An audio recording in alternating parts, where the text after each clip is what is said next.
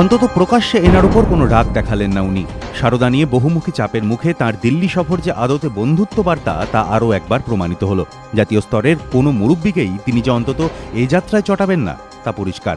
শাসক বিজেপি হোক কিংবা বিরোধী কংগ্রেস, যে ফুল ছড়ালে যিনি তুষ্ট হন মুখ্যমন্ত্রী অন্তত সেই চেষ্টাই করছেন বলে জানাচ্ছে তার ঘনিষ্ঠ মহল। চেষ্টা এতটাই যে বাবুল সুপ্রিয় যখন সংসদ ভবনে নিজের গানের অনুষ্ঠানে নেমন্তন্ন করলেন, মুখ্যমন্ত্রী তাতে এতটাই গদগদ হয়ে পড়লেন যে বাবুলের ফাংশন দেখতে অনুমতিও দিলেন সাংসদদের।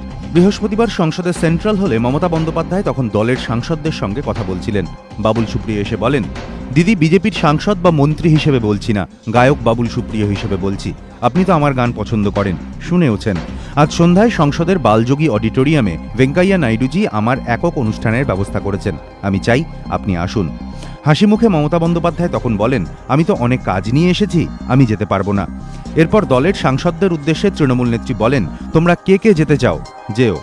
হ্যাঁ, সত্যি, তৃণমূল দল করতে হলে পান খাওয়ার আগেও দিদির অনুমতি প্রয়োজন হয়। কে বলবে যে এই বাবুলের ওপরই তিনি এতটাই রেগেছিলেন যে সম্ভবত তাঁর রাজনৈতিক ক্যারিয়ারে প্রথমবার এই আসানসোলে 5টা সভা করেছিলেন তিনি। এমনকি আর্মস অ্যাক্টের মতো জামিন অযোগ্য ধারায় বাবুল সুপ্রিয়র বিরুদ্ধে মিথ্যে মামলা করার অভিযোগ উঠেছিল মমতা বন্দ্যোপাধ্যায়ের পুলিশের বিরুদ্ধে।